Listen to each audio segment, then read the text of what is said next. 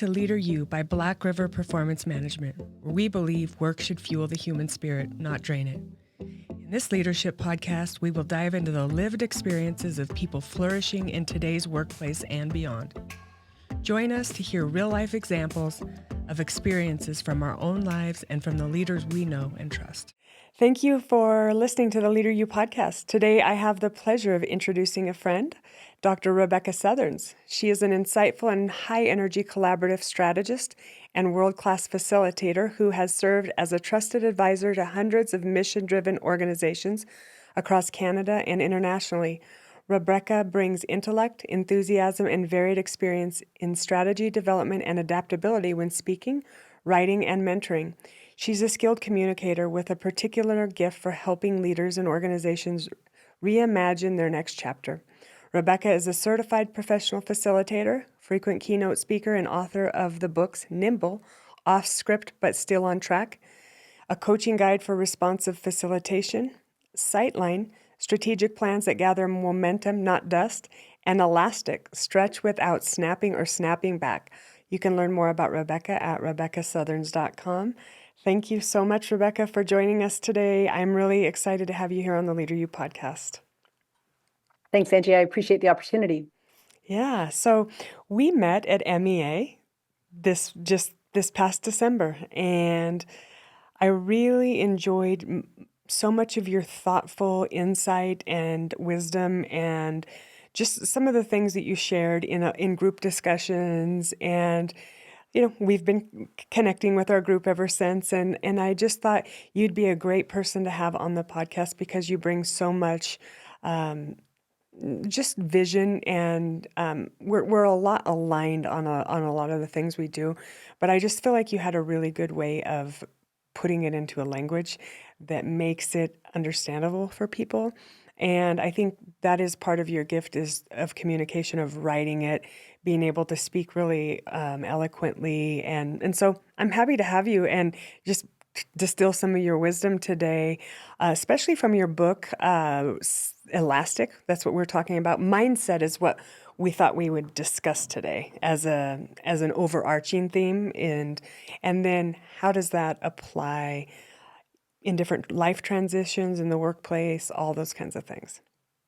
Mm-hmm. Well, thank you for that. I look forward to the conversation. And maybe one place to start, just picking up on that idea of elastic, is you've probably heard people talk about how it's not so much what happens to you, but it's what meaning you make of what happens to you. And I think that my interest is in helping people be more adaptable, but not just be able to adapt, but really to like it, actually, to enjoy it and to find their easiest pathway to adaptability. And so mindset is one component in the research on adaptability that I draw on from a tool that I use that assesses it.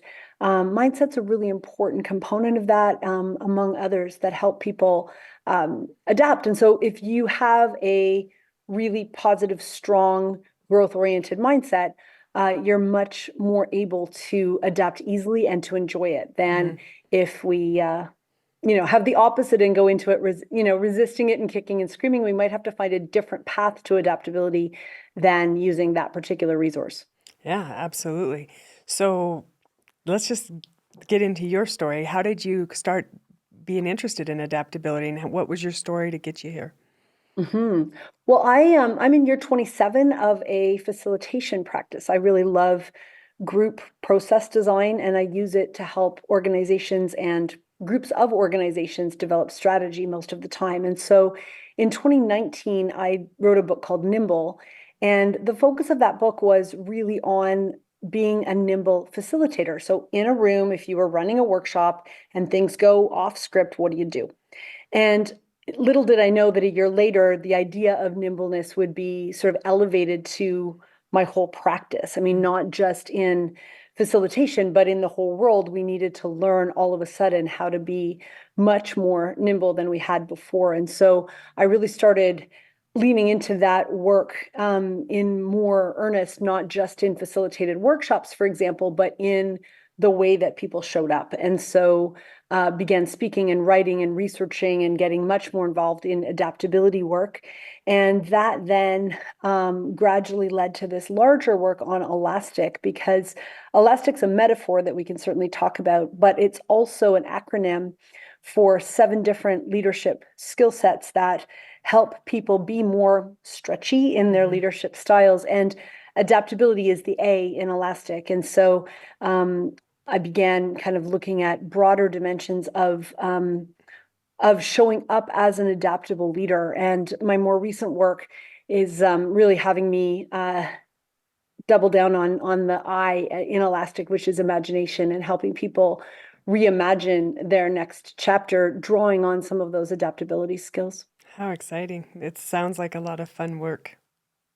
I do really like it. I love the variety of it. I work mostly with large nonprofits and other community-facing organizations, so universities, health organizations, governments, and coalitions that are trying to make a difference in social issues. And so it's a really dynamic set of sectors that I work in, and I'm really enjoying it. That's exciting. And I'm excited to hear a little bit more about the acronym.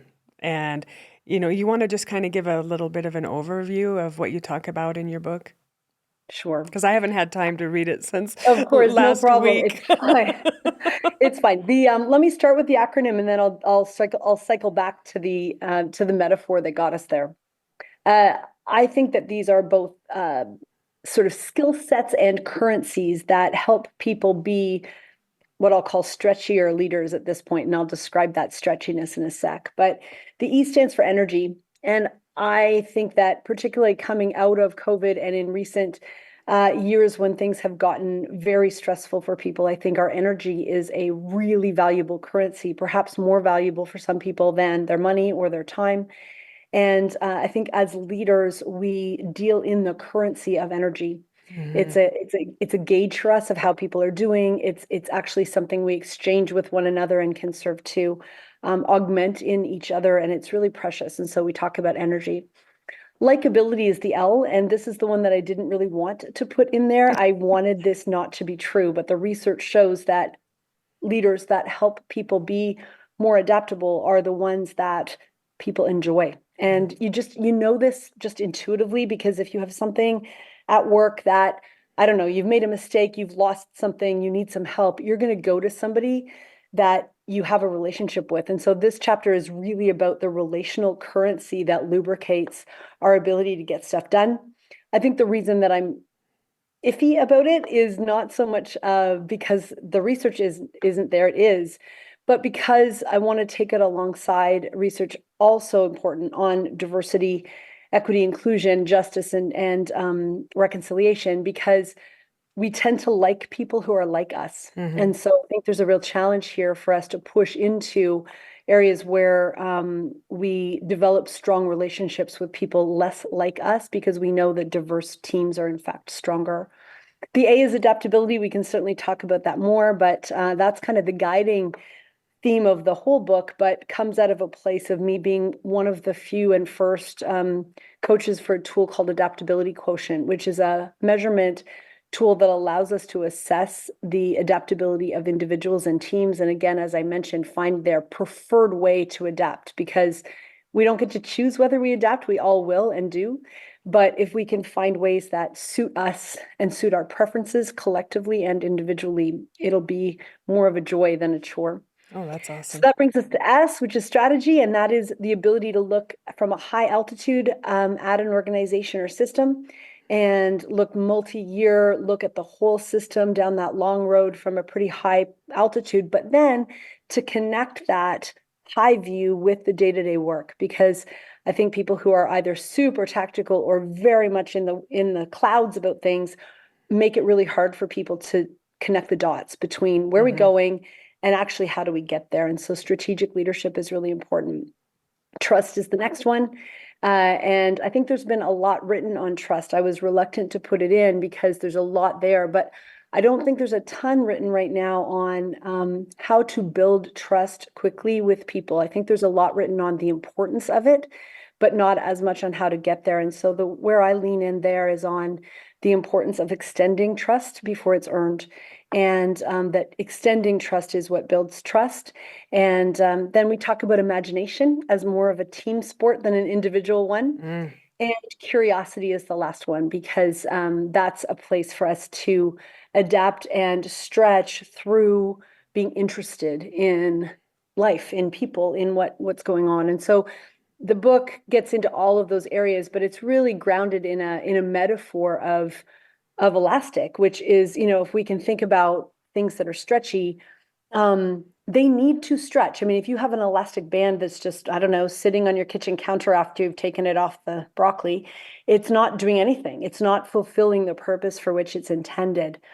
And so we need, if this metaphor can apply to humans, we need to do the things that we are made to do. And that includes being stretched an optimal amount. But we also know that if we stretch too much, too fast, for too long, we aren't able to serve that purpose, either because we literally snap Mm-hmm. or because we can't go back into other shapes. Think elastic waistband on our stretchy pants, right? I mean, Yes. they stay like that. If they're overstretched for too long, they're not going back to their original shape. And so we want to find that perfect optimal zone of stretch, without also, though, asking people to go back into forms and shapes that no longer suit them. I think we saw this post-pandemic when people were being asked to go back into offices that they had left and said, you know what, I'm not about it. Mm. Or even more, perhaps profoundly now, people who are navigating various transitions and saying,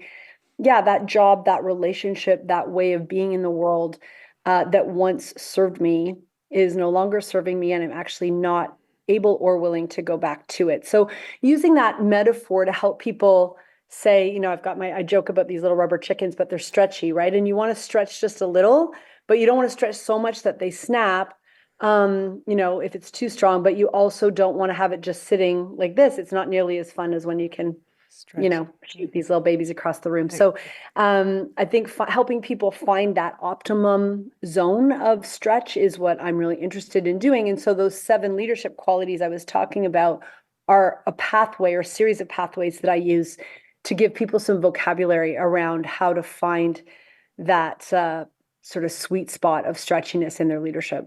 I love it. It's so helpful to have a tool and a framework and to be able to just be able to put it in action, right? And what are some ways that I can enhance if I'm just trying to grow as a leader, how can I challenge yet support the people that work for me, right? Because that's the thing. We do need to challenge them. We don't want to have them. We talk about burnout a lot, but we forget about bore out. And like that is a thing. And sometimes we're not getting enough challenge in our work. And so pushing outside new projects, doing things that maybe bring more interest, or maybe the career, maybe it's moving into a new career in that place, or finding different things that you can do in the role that you're in. But as leaders, it is our job to help others by challenging them and by supporting them with the tools that they need to be effective, right? Like if I put that rubber chicken in a really hot, dry climate, or a rubber band, for example, in the wrong environment, it's going to snap a lot faster, right? Absolutely. I had that happen when I was away last summer, and I always have stretchy things on my desk. And I went to pick up an elastic band just to demonstrate what I was just talking about, and it literally just fell apart in my hand. It had become so brittle Mm-hmm. from underuse Right. that I thought, oh, that's a whole other dimension to the metaphor, right? Is that Mm. if we haven't stretched, if we're not willing to try new things and move into discomfort in some places, we become less and less able to. And so back on your question about how to encourage people in that area, I think there's a couple of really fun ways that I think are maybe under talked about. And Mm. so and they land me a little bit more in the I for imagination and C for curiosity space, because we know that it's very hard for humans to imagine something or to learn more about something about which they know nothing to begin with. It's hard for us to imagine something brand new. Like if I said to you, think of a color you've never seen before, right? You're like, oh, I can only think of new colors in reference to old colors I already know, right? You would describe your new color to me like, it's this shade of green, it's a little darker than this blue. You're always referencing things back to what we know. And so one of the ways that we can expand our imagination and our curiosity and then our stretch is by exposure to new situations, because it's almost like the bigger our gallery of images in our brain, the more imaginative and even the more curious we can be. I'm not going to be curious about what Paris is like if I don't even realize that Paris exists in the world, right? So the more exposure I can get, whether that's through travel or through a really diverse set of people in my life or reading or anything that kind of takes me into a new world, that can really expand my imaginative and curious brain. And so as leaders, what does that mean? It means offering our people exposure and buffets of experiences that are going to sort of stir them up in new ways. So I think that's what I consider a really fun way, because basically doing cool things and meeting interesting people actually makes us more curious, more imaginative. So I think that's one start. I think another, I mean, again, it depends on which elements of this you want to lean into, but I think the other one is to notice if you tend to be, or they tend to be, big picture people or detailed people, because having a really solid blend of those two abilities to see is very helpful. And so the more big picture we are, the more adaptable we tend to be. But we're also kind of hard to work for, because we've got people around us going, yeah, I get that you want to go down that big, amazing, exciting, long road, but don't you realize that we have, I don't know, policies and procedures and rules about that, and you skipped step 3, and our procedure manual tells us, and the legislation says, and blah, blah, blah. So if I'm someone who can actually connect that procedure manual with that dream destination, I am in a really rich place to be able to help a group of people or an organization move in new ways without leaving them in our dust. And so to the extent that you might have people as a leader on your team who are highly detailed, we need that. They are the people that make sure that we get fed and make sure we are not out of compliance with legislation and just all kinds of important things. And there's certain jobs like compliance, like maybe surgeons and pilots, people we don't want to be improvising every single minute of their day. We want them to use standard checklists and procedures, but we also need people who can see down that long, exciting road. And so if you can be someone who bridges that, that's another very specific way to be helpful, so that if you notice people kind of getting stuck in the weeds, you can lift their gaze a bit. But if you also find people that are really in the clouds, you can help their feet stay grounded in the real life of what it's going to take to get there. And I think some of the best leaders are the people who can straddle both. Yeah, I agree 100%. And it's just leading me down this path of the skill set. It's a skill set. It's not, it's something you can absolutely enhance. You can work on it. People don't just have these skills. They're usually promoted to leaders because they're good at their craft. And now they're in charge of 45 people, right? And that's a whole entirely different set of skills. And so these are skills that it takes some time, it takes some coaching, it takes some mentoring, it takes different perspectives, pushing yourself, going out of your comfort zone, asking for feedback, going on a retreat, like getting different perspectives, traveling, all of these things that you're talking about really do open our mindset and get us out of the rut or out of the weeds. Yeah. And I think positioning them as learnable skills is very helpful, because I think when we think about things as sort of fixed traits or temperament things, it's a place that fixed mindsets can creep in, right? Is when we think about people, including ourselves, as having a particular way of being in the world. I am this type of person who likes this type of thing to do, is good at these kinds of things. If we can make those edges a bit permeable and say, actually, our adaptability, for example, our adaptability profile is absolutely changeable over time as we learn things. I think that's quite exciting for us because there's things inside adaptability, for example, that you might think of as being kind of fixed or at least not skill-based. So let me give you an example. Hope is one of the number one determinants of somebody's adaptability. Mm-hmm. And I don't think I had thought of hope as something that was a learnable skill, but it is. Mm-hmm. And I find that amazing. I'm finding it very exciting that hope is so powerful in predicting our ability to adapt. But it's also something that we can learn how to do because the research would show that it has three components, not just the optimistic belief in a positive future, which I think is the part that we think about most quickly, but it's also an ability to see multiple pathways to get there. That's sometimes called mental flexibility or cognitive flexibility. Mm-hmm. That's a skill we can learn.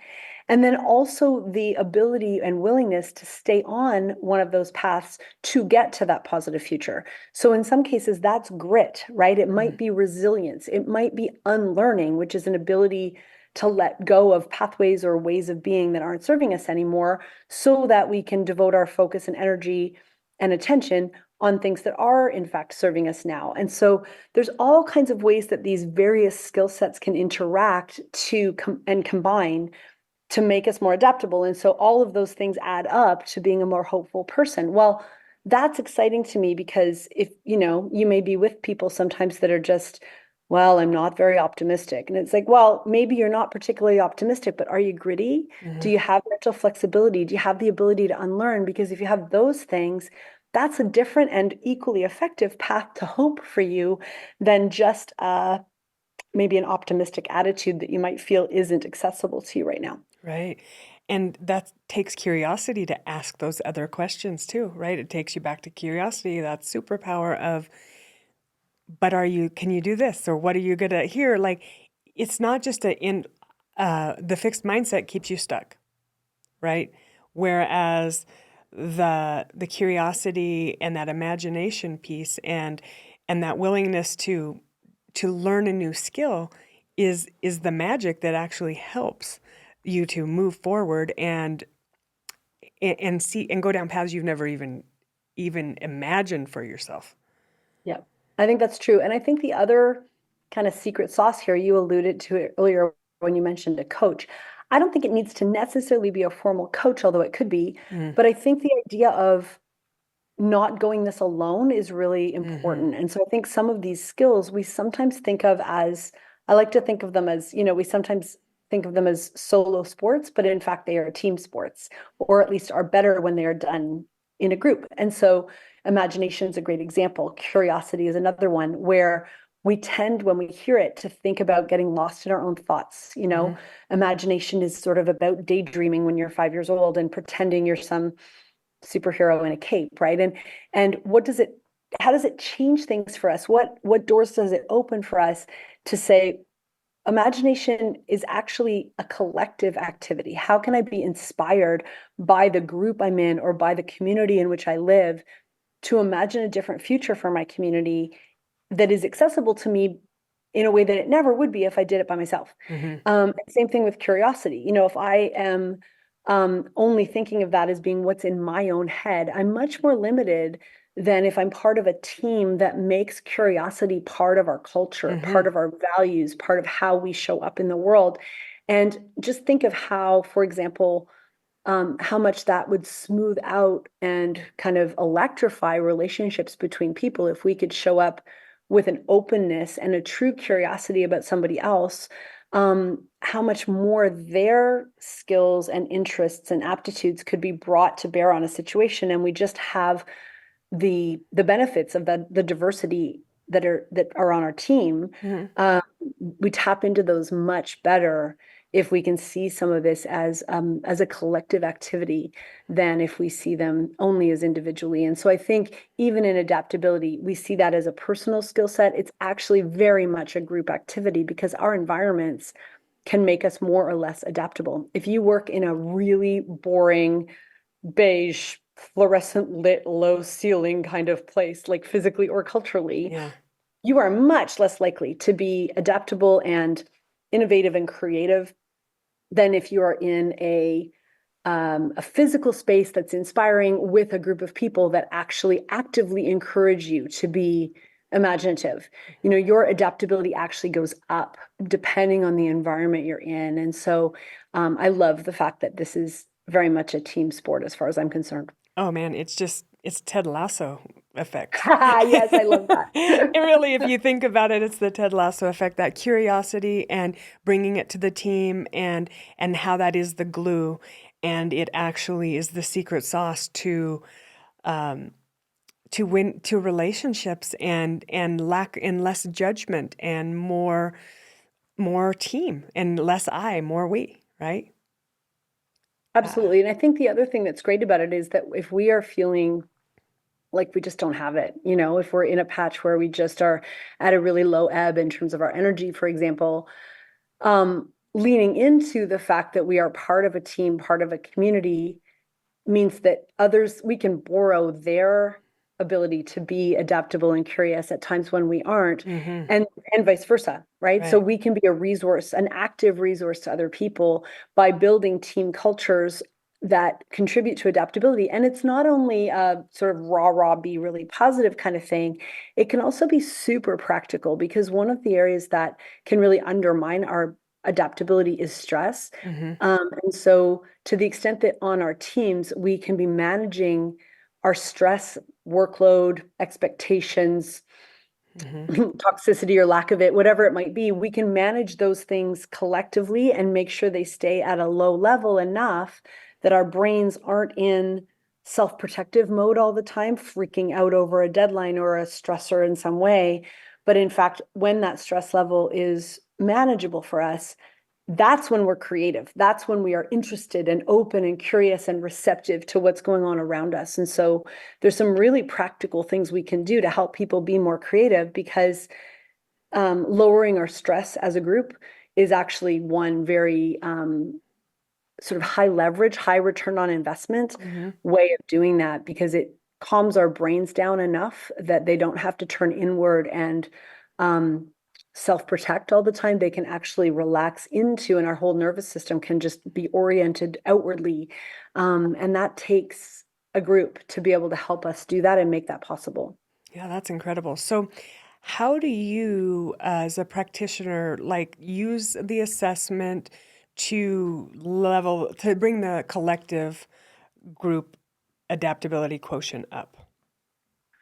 I think the first way is by giving a group of people shared vocabulary around it. Mm-hmm. So if you can talk about it and you have some words around it and you've got some ways of, saying, hey, I just, from a work stress point of view or from a grit point of view or mindset or whatever it might be, there's 15 elements to it. I just need the group's help on this right now. Giving them language is the first thing, and giving them some visibility that's actually empirically based to say, look, here's what we call it, and here's where you sit right now from a point of view of an actual assessment that's been validated and proven, right? So you Mm-hmm. actually have a bit of a baseline and you've got some language around it. And then you can say to one another, okay, here's where we are. And for me, it's not really about finding your weaker areas and strengthening them. That tends to be, all of us who are sort of in the achievement category are used to finding the one negative comment on our Mm-hmm. report card, right? And zeroing into it and trying to make it better. My inclination is not to do that. It's to say, we all adapt. Let's find our favorite way. So therefore, let's find our strengths in this area, Mm-hmm. not because we're not wanting to be stretched, we Mm-hmm. are, but because our strengths together are going to be our easiest pathway together through the woods that we need to, Mm-hmm. travel through.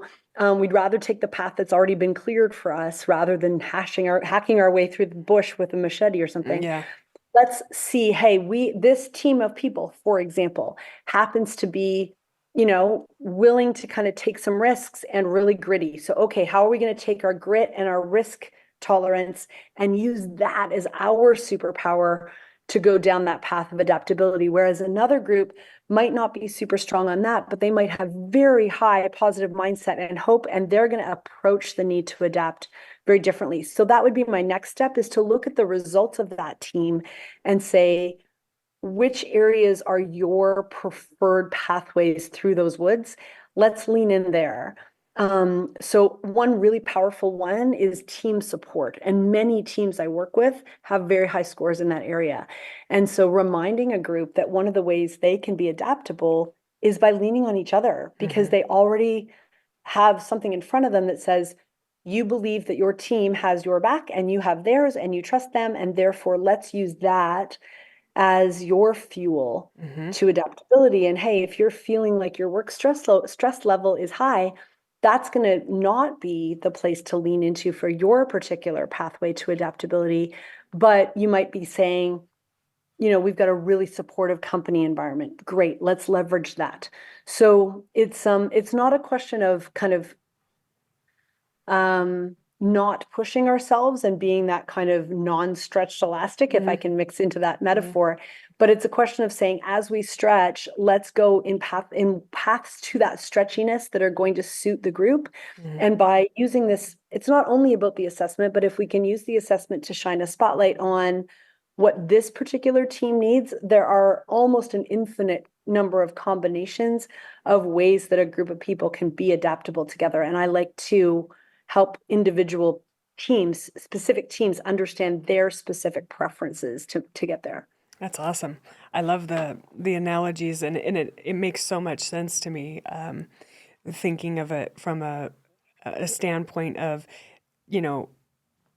context matters, and each organization is different and each individual is different, and they all bring their things. And so the assessment's the tool, and it's a self-awareness tool. It's a self and social awareness tool where we're enhancing the emotional intelligence of the group, really, when we're becoming more aware of how we show up and how the people around us show up. So you're raising that, and then there's generally more collaboration, and there's generally more better decision making, and all the things that come from being able to collaborate well, right? It's true. And I think the other piece that comes out of that metaphor of elasticity for me is the idea that in order to stretch, a person or a team needs to stay anchored somewhere. So if you picture, I got my little rubber chicken again here, but if you picture an elastic that isn't anchored somewhere, it just kind of like moves around. It's kind of flopping around and doesn't have anywhere grounded, but it needs to be anchored to one point so that it can stretch in other ways. And so I think the other thing we can do as leaders is to help a team both create and then remember what things are fixed so that a bunch of other things don't have to stay fixed, right? We can adapt much better when we have a few non-negotiables that we can count on. And I think living through the pandemic rattled that for many of us because some of the things that we thought we could count on ended up getting a bit shaken. And so I think the groups that I'm working with right now are needing to reconnect with the things that are non-negotiable, either for them personally at a values level as they navigate a new season of transition, to say what has to be true for me in order for me to feel true to myself and really aligned as I head into this new season, or for an organization to say what is absolutely like bedrock for us in terms of our values, in terms of our mission, those kinds of things, that then say we are going in this direction because we're this kind of people and these, and yet how to get there, we can be very responsive and flexible about. And so that's the other place that I like to take this metaphor, is to say, make it really clear as a team what's fixed and what's flexible. And the fixed list should be short, but really strong. So can you that give an group as a example? team understands it. Give an example of, maybe not a name of an organization, but like, what would be some of the fixed things that people have said, this is a non-negotiable, and then this is where we're tethered, and then this is where we have room to play? Yeah. Well, for example, if I were a really strongly mission-driven organization that was about solving a social issue, for example, so I work in the space of housing and homelessness a lot. I work in the space of food insecurity a lot. So if I have an organization that's really keen to solve a problem, their anchor point might be about what does it take to solve that problem. And so it's like, well, does this thing, whatever it is, get us closer to ending homelessness? Ending homelessness is our thing. the way we thought we were going to end homelessness isn't the way we thought. So for example, I was in a conversation just this week where they said, we thought ending homelessness was about building houses or building apartments. And they said, we can do that part pretty easily. But what ending homelessness really is about is building community, because people are lonely and they seek housing solutions that help them be less lonely, and they want to live in community. And so what does community building look like? But still the goal is ending homelessness, and they're redefining what homelessness looks like, because it's not just about the house, it's about the community around the house. But they know that ending homelessness is still their goal. For another organization, it might not be a problem to solve, it might be a value they hold. And so if they are absolutely committed to maintaining human dignity, for example, then they're going to use that as the lens through which they make every other decision, but be enormously adaptable and flexible about the paths they take, as long as it does not violate that human dignity. Or they want to center the perspectives of people closest to having the lived experience of a thing. So that's going to be their thing. We center the lived experience of people at the center of this, whether it's a health crisis or a social challenge or something else. And they say, this is how we show up here. And we center these perspectives. What those perspectives are, we don't know. What we're going to do in response to them, we don't know, but we are going to center them. And so as you onboard new team members, or as you have conflict on a team, you can use those as touch points to say, remember why we're here, or remember how we've said we show up. But we're not going to start sweating the small stuff in that sense. And sometimes the small stuff feels like really big stuff, but we go, actually, we can flex with how we solve that problem, or we can flex with how we demonstrate that value, but the value isn't changing. The approach to it is. And that's where things like unlearning, mental flexibility, mindset even, can come in to say, we can change, we can learn with some effort, we can grow in these areas. But there are some areas where we're willing not to be flexible, because we can't actually be completely flexible about all the things all the time, because we will just be untethered at that point. I like your language around that. So as leaders, we're really helping people identify what those touchstones are and making sure that they're shared, because you don't want some people anchoring on one thing and other people anchoring on another, because it can make people pretty rigid pretty fast. Yeah, I can see that. And I can also see how having this, it's almost like some comfort and safety to be flexible, to increase your flexibility, your uncertainty tolerance, because you have some parameters as to this is our touchstone. This is the hill we're going to die on. This is what will kick people off the island for, right? Like, these are the things we're literally going to be about, but our approach and our ways can be flexible. But you're right, it takes a lot of unlearning and willingness to be vulnerable and to rethink. Think again and rethink. This is where Adam Grant's work comes in a lot, of think again and recognize what mindset you're coming in with. Are you coming in like a prosecutor or a preacher, or are you being a scientist? Like, understanding that you can, as a scientist, you look at things and you're okay being wrong, and you want to learn. You actually want to be proven wrong. It's that curiosity piece versus coming in with, this is how it is. So I think one of the challenges, a lot of people know the words growth mindset, fixed mindset, based on Carol Dweck's work, but I think there's a disconnect when people think, well, I have a growth mindset, and then that's the end of the story. Well, we all have fixed mindsets too. There's certain areas of our lives that we get stuck in fixed mindsets. It's not like we have a growth mindset or a fixed mindset. It just doesn't work that way. It depends on what it is and what stories we tell ourselves and all these kinds of things. And so having conversations about our mindsets, and just kind of like we did in our retreat that we were in, it's even if you teach this stuff and you know it, you aren't able to see yours until you get into an environment that cultivates a space and an atrium for expansive thinking and checking yourself and noticing and seeing other ways of living in the world, where when you've been doing the same thing and you have the same routines every day and you see the same people and you don't, you go to the same place for your vacation and you do, I mean, when you do those same things over and over and over again, I say they're like groomed runs is what it reminds me of. Like, you think of skiing, you're in British Columbia right now, right? So groomed runs versus skiing the fresh powder, right? Like, it's easy, that path of least resistance, but it takes a little more effort and elasticness, or, getting out over there and skiing. Like, it's harder, but it's so worth it because you already know what to expect down that path. And oftentimes that groomed run isn't bringing you anywhere fun or even exhilarating, and you could probably do it with your eyes closed and you're bored. Yeah, I think sometimes there's a lag, right? When we don't even realize it for the longest time, right? Because sometimes we're looking for those groomed runs and we find them, and sometimes we stay on them for too long.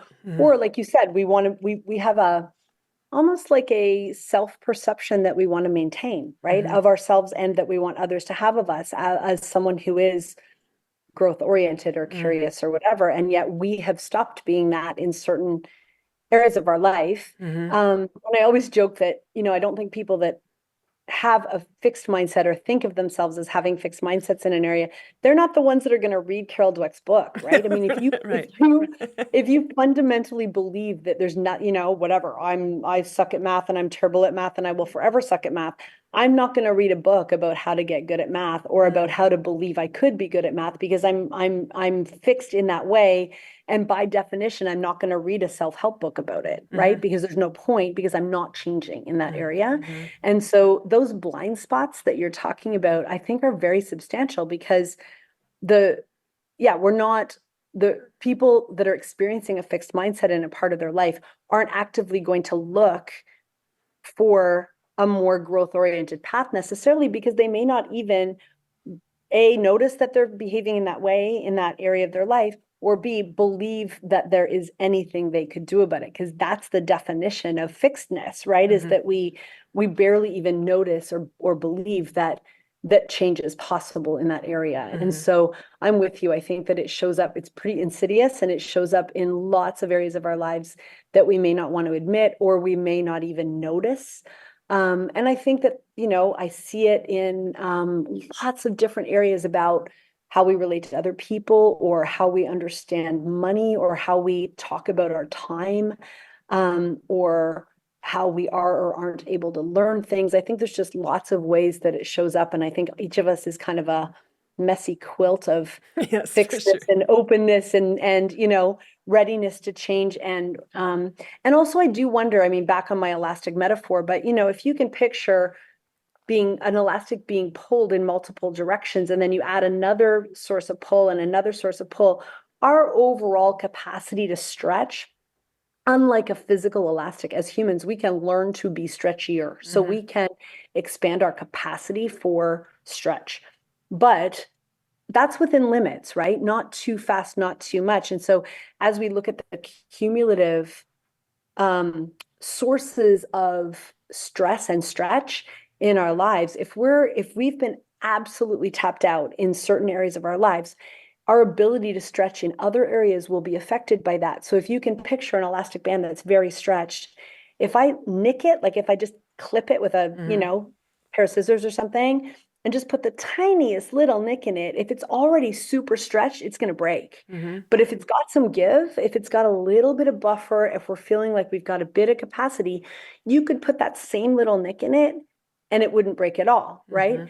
And so there's lots to play with in this metaphor of making sure that we have some capacity to be open to where we need to stretch next. Because there is, I think, both an ability to get better at it, but also a cumulative effect of it. And we need to look at the whole picture, not just one area of our lives at a time. Yes, absolutely. And I'm thinking of the hope piece, and I've been reading some of Arthur Brooks's new research, and following his stuff, and hope, and it what hurts or pains me sometimes is when I work with organizations, and I see people that have like learned helplessness,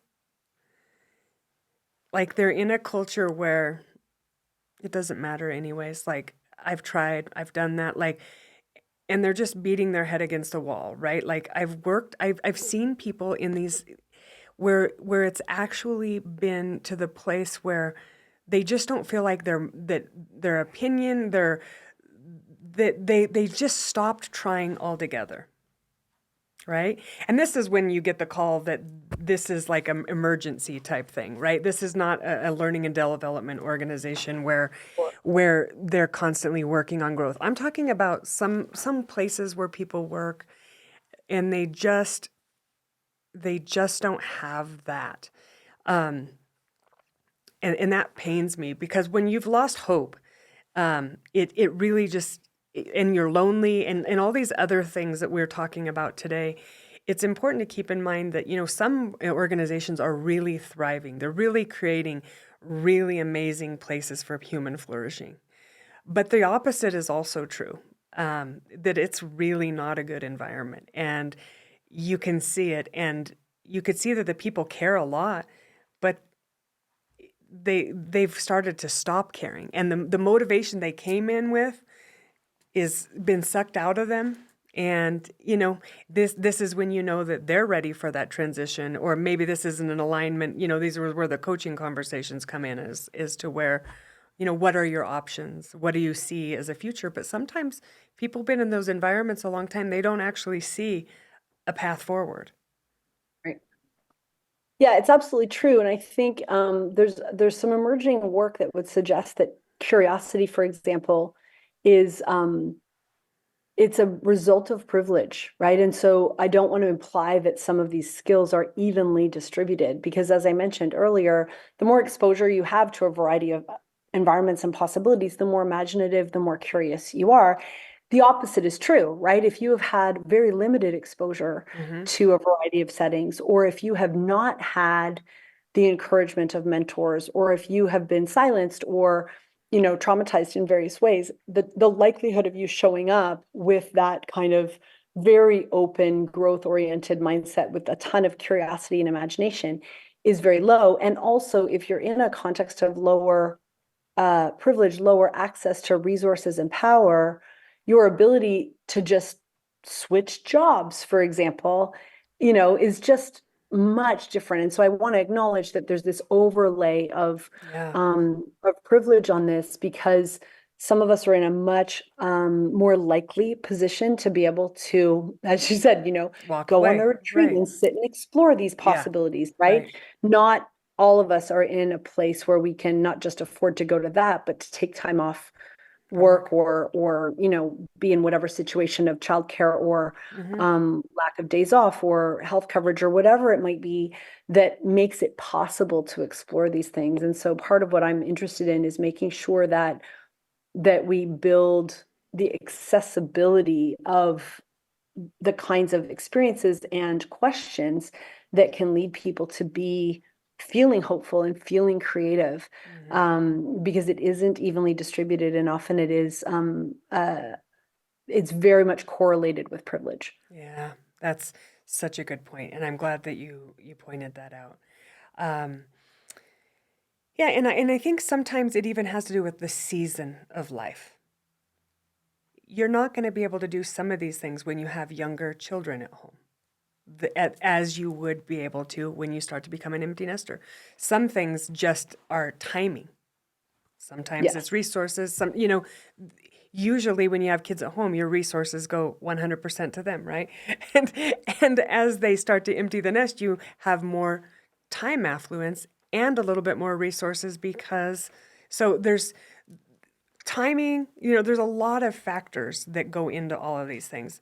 But I think the key that we're talking about is exploring, going down different paths, being curious, understanding that it's skill development. It's not I'm good at this or I'm not good at it. And you wouldn't be good at being flexible if you haven't practiced it, right? Yeah, Flexible, I mean, it's adaptable. funny you mentioned kids, Angie, because I mean, you know that I've got four kids and two grandbabies, and there's a certain element of adaptability that comes from that, right? Yeah. Like, there's a certain, you've got some areas that you can't be as adaptable and curious in, and I can imagine all I want, but I still have to put dinner on the table Hmm. on the one hand. And on the other hand, because we've been, refined through the fire of some of that, we can become really able to adapt because we're used to, juggling Hmm. multiple holes on our time and multitasking in lots of ways. And so I was chatting with two dads on Friday night at dinner. They each have four young kids, and they're right in the throes of it, Hmm. and I was thinking back to when my kids were little like that, and the ways that we had to build in really intentionally these little moments of adventure, Yeah. because I just didn't have the luxury of the time that I have now. But we found ways. One of our favorite ways as a family was that when we went, we did home exchanges when we traveled, because we couldn't, afford trips too much, but we really thought it was important to travel if we could. And so we joined these organizations where you can swap your house and your car for other people's house and car. And we usually went with people who had similar aged kids to ours so we could get all the gear, right? It was like Oh, how they cool. had the car seats and the baby gates and the playpens and all the crap that we would have had to travel with. And it wasn't a fancy vacation, but it was us transporting ourselves somewhere else, to see what Experience. it was like to Yeah. live in a different town, right? Yeah. And our kids would still speak very highly of that, and we're still traveling that way now, even as they're adults. And so, um, yeah, I think there's a bit of an element of where there's a will, there's a way, but there's also, the realities of the time and season you're in, and accepting that, right? Of saying what's the level of, again, that optimal level of stretch. Of there's a difference between stretching and like resisting, right? Of like resisting, going, oh, I'm not, I don't like this season I'm in. I want to push on the edges so much because I'm like raging at it. Yeah. That's quite different than, stretching. And maybe another way of playing with that metaphor is to think about it in a human body, right? There's one thing to do very healthy stretching, if you were in an appropriate yoga class, for example, compared to me just like, being determined that I'm going to be able to, whatever, touch the ground with my legs straight Hmm. and just doing it. And then, what do? I pull a muscle, right? Hmm. And so I think there's something about, frustrated resistance to something that is different than healthy, gentle stretch. Hmm. Yeah. Surrender is a is Mm. is a really a lesson that keeps coming up in life over and over again, right? And it is a beautiful thing when you learn to kind of accept life as it is and not how you think it should be, because it really isn't. It throws all the curveballs and new paths in different ways, and really I do think adaptability, flexibility is a superpower. In fact, last year I did a podcast with two people on flexibility, and it was everything goes according to plan until it doesn't. And that was our most listened to podcast because it's true. It's a skill that people want to know more about. How do I enhance my uncertainty tolerance, or thinking things, or my plans, or this? Well, have you ever heard the metaphor or the joke, if you ever want to hear the sound of God's laughter, tell him your plans. you know Yeah, it it's true. And again, you're trying to figure out I think we don't have to sell people on the need for this skill, yeah. right? Everybody has lived this. No one I talk to goes, oh, adaptability, why are you talking about that? The Yeah. relevance of this is obvious to everyone I know. Yeah. It is more back on the question you asked earlier about how do we do it. And I think the first step, in addition to having some vocabulary around it, is this idea that it is a learnable skill. Mm-hmm. So it's not something you're born with. It's not something that other people have figured out and you haven't. Mm-hmm. And you were talking about Adam Grant's work recently, and his new book, Hidden Potential, talks Mm-hmm. about this quite a lot in terms of we don't learn without discomfort. And so I think part of it is the expectation that things are going to not hurt, right? That Mm-hmm. it's going to be somehow easy and that I'm going to follow my strengths and it won't be uncomfortable. And I think if we are serious about learning into new spaces, we need to go in with aligned expectations. And one of the expectations there is that it's going to be uncomfortable. And I think by definition, I'm always a little cringy about the expression about becoming comfortable with discomfort, because I think, no, that's like by definition, it is uncomfortable. We are not going to be comfortable with it. Nobody ever gets actually comfortable with discomfort, but we do have to be willing to recognize that we need to stand in those spaces sometimes, and that what we can become is safe in it. And that's not the same thing, because I think having an element of psychological safety around it means that our brain can maybe feel uncomfortable, yes, but it won't be in that fight, flight, freeze kind of mode of feeling like I need to protect the species right now, Mm-hmm. and it's a Yeah. very different feeling of I am uncomfortable, but I'm safe. Yep. Is a very different feeling than being fundamentally threatened by something. And so I think that's an expectations question of going into um, a zone of adaptability that says, I can actually enjoy this. It could be fun, And comfortable. Fun, yeah, comfortable, right? Where uncomfortable. you, Absolutely. yeah, where you feel safe, but you know you're gonna have some creepy feelings, like I'm gonna do this jump on this thing, or I'm gonna, or I'm gonna karaoke, or I'm gonna do some kind of improv. But I'm not gonna die. Like people are gonna support me, and it's gonna feel icky, but I'm gonna do it anyway. Or I'm gonna speak in public, and I'm gonna do this thing. It's going to feel you're gonna have all of the feels, but you also know you're supported, and you're in an environment with, like you said, the psychological safety, people who care about you, want to empower you, and see you reach that full potential. You can't reach it if you don't reach for it. Yeah, I love that. It's there, but it does it you just like the rubber chicken, right? Like if you're not stretching it out, it loses its ability. Yeah. Yeah. And the yoga example is a perfect example too. Use it or lose it, right? Like stretch it. We start to lose flexibility over and as aging happens, that's something that can happen with our mindset too. Or it could go the opposite way where we become more and more curious, more and more flexible, more and more adaptable. It really does come down to our mindset and what we're willing to put the work into. Yeah. And I think that is an interesting tension really between wisdom and the wisdom of age in this example, and openness and curiosity and learning, right? Because there's something about being in the later stages of our lives that gives us an ability to speak into things because we can speak out of that experience, hopefully, but also want to stay open to learning and open to being wrong. And, so that and I think hopefully each of us can think of people that we know that are really wise who have something to say, but they are also people who also have something to learn, and they have found that balance. And I think that that's a really magical sweet spot for people to live in, because I think if people who have some wisdom to share get too dogmatic about that, they don't feel wise anymore. They just feel bossy or, Mm-hmm. some other thing. But I think that really lovely combination of, um, I do have something to contribute. I do have something to share.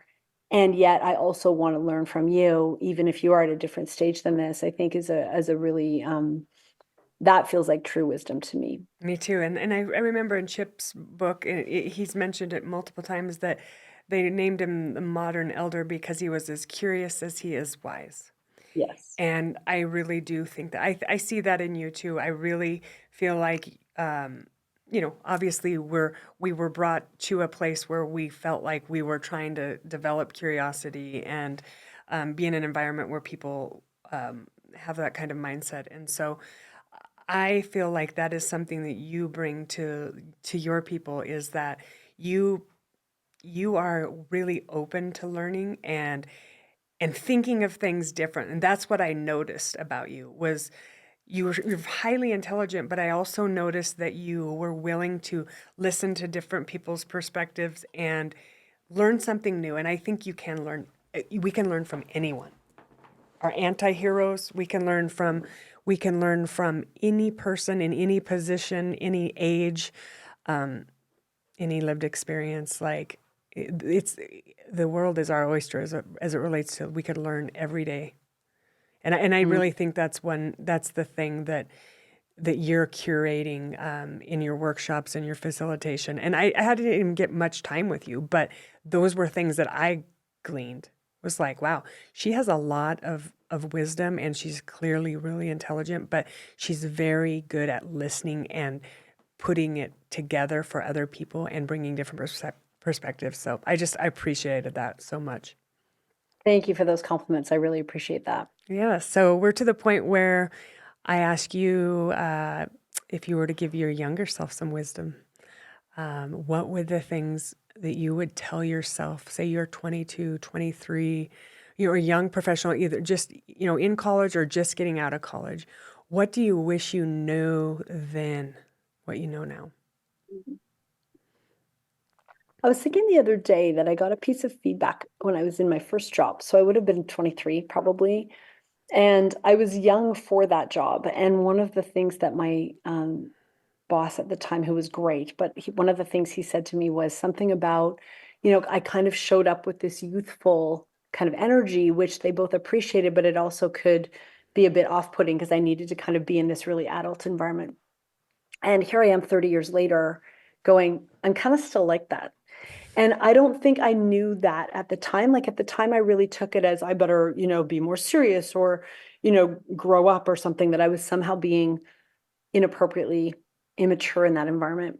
And that kind of energy that I bring is still what my clients today would say that they are buying from me. Right. And so it's not childish in that sense, but there's something contagious and infectious about the energy that I do bring. And I wish, in response to your question, I didn't have obviously the perspective of 30 years extra of experience in that moment to go, actually, the thing that you're identifying in me is going to serve me very well for the next 30 years. It's actually going to be one of the things that keeps me in business 30 years later. It's not something to be ashamed of or to grow out of necessarily. And one of my, I just sent some notebooks to each of my clients, and on that notebook, it says imagination is something that you grow into, not out of. And so I think that one of the things that I would want to tell my younger self is that really leaning into my uniqueness in that sense, and identifying it as uniqueness, not as, I don't know, greenness or immaturity or some other more negative thing, is one thing I would think of. And I guess the other thing related to that uniqueness is to say, I think when we're younger, we try to blend in and fit in so much. And I cared so much what other people thought that I don't know if we really can learn that any faster than most of us do. But in hindsight, I wish that I had figured out a way to care a lot less about what people thought and to celebrate the distinctives of each person. When I think about what high school is like and everybody trying so hard to, fit into some mold that most of us never did fit into, it's so ironic when you think about it, how, like, if you've got most people not fitting this mold, why are we trying to? And so I don't think I think it took me a long time to figure that out. And I wish I'd known that sooner. Yeah. It's so echoed. I think that is amazing advice for our younger listeners. I know we have some young professionals that are using this as their way to gain some skills and learn from leaders. And I just appreciate your time and your willingness to be on the podcast and share your expertise and your wisdom. And hopefully we'll get some people to read those books. And I'm looking forward to it on our sabbatical trip. I'm going to dive right into that elastic. So thank you so much. And thank you all for listening to the Leader You podcast. Please like and subscribe and share. We appreciate your listens and we appreciate all of the support. So thank you.